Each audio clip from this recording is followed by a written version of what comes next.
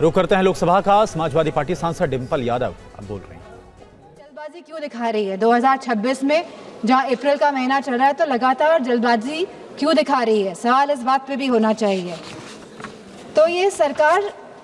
जल्दबाजी, जो हम समाजवादी पार्टी का मानना है, वह इसीलिए दिखा रही है क्योंकि ये जो डीलिमिटेशन है, जो ये पूरी एक्सरसाइज है, ये सरकार एक हथियार के रूप में प्रयोग करना चाहती है खुद को सशक्त करने के लिए। हमने देखा कि कल हमारे सांसद कांग्रेस के, उन्होंने कहा कि किस तरह आसाम में डीलिमिटेशन कमीशन का प्रयोग ना होकर किस तरह वहाँ पे चुनाव आयोग जाके परिसीमन कर रहा है और जिस तरह से पूरी प्रक्रिया को अंजाम दिया, और जो सेंसस यूज हुए उसमें वो 2011 के इस्तेमाल हुए। तो कहीं ना कहीं ये बहुत बड़ा प्रश्न चिन्ह उठाता है सरकार पे कि सरकार आखिरकार संविधान में संशोधन क्यों ला रही है, ये संविधान को क्यों बदलना चाहती है, ये क्यों चाहती है कि हमारा संविधान कमज़ोर हो और सरकार हमेशा सत्ता में बनी रहे। हमारे संस्थापक आदरणीय श्रद्धेय नेताजी ने जब उत्तर प्रदेश में पहली बार महिला आरक्षण लागू किया पंचायती राज में, तब जहां SC/ST महिलाओं को आरक्षण मिला, वही हमारी OBC महिलाओं को भी आरक्षण मिला और हमारी जनरल कैटेगरी की महिलाओं को भी आरक्षण मिला। अब समाजवादी पार्टी चाहती है कि इस आरक्षण में हमारी अल्पसंख्यक महिलाओं को भी आरक्षण मिले। आप क्यों आधी आबादी में बंटवारा करना चाहते हैं? आप क्यों नहीं चाहते हैं कि महिलाएं आगे बढ़े, हर वर्ग की, हर समाज की, हर धर्म की महिलाएं आगे बढ़े? आज हमारी यह मांग है कि आप OBC महिलाओं को भी आरक्षण दें और हमारी अल्पसंख्यक महिलाओं को भी आरक्षण दें। अल्पसंख्यक महिलाओं से तो किसी तरह का द्वेष, किसी तरह की चिढ़ है सामने बैठे हुए लोगों को, लेकिन मुझे पूरा भरोसा है कि जो हमारे यूपी के सांसद हैं भारतीय जनता पार्टी के, वो OBC महिलाओं के लिए मना नहीं करेंगे।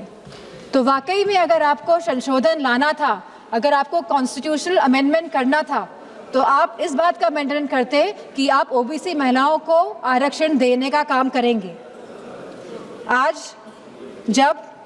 आप अल्पमत में दिखाई दे रहे हैं, क्योंकि आप जानते हैं कि आपका जो वोट है वो खिसकता जा रहा है कहीं ना कहीं,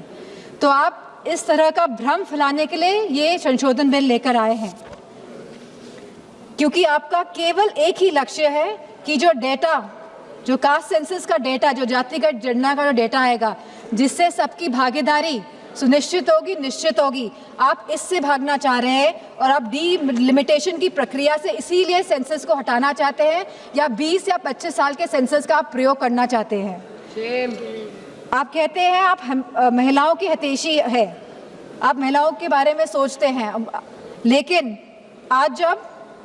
मैं यहाँ खड़ी हुई हूँ और जब पिछले कुछ दिनों पहले जब संसद चला और जब कैफ बिल आया, central arm forces police force bill आया, तब आपने जो शहीद हुए, जिन्होंने हमारे देश के लिए बलिदान दिया, जिन्होंने हमारे देश के लिए जो शहीद हुए हैं, आपने उनको शहीद तक का दर्जा नहीं दिया। आपने उन शहीदों की महिलाओं के बारे में, उनके बच्चों के बारे में नहीं सोचा। आज जब ये आप विधेयक लेके आ रहे हैं, तो हमारी मांग है कि उन महिलाओं के सम्मान के लिए आप उन शहीद जनों को, शहीद जवानों को शहीद का दर्जा दें और साथ में आप उन्हें पेंशन देने का भी कार्य करें। अब जब महिलाओं की बात हो रही है, तो आंगनवाड़ियों को क्यों छोड़ रहे हैं आप आंगनवाड़ियों को भी, जो इतने साल से संघर्ष कर रही है, जो गांव-गांव में संघर्ष कर रही है, आप उनको भी उनका मानदेय बढ़ाने का कार्य करें।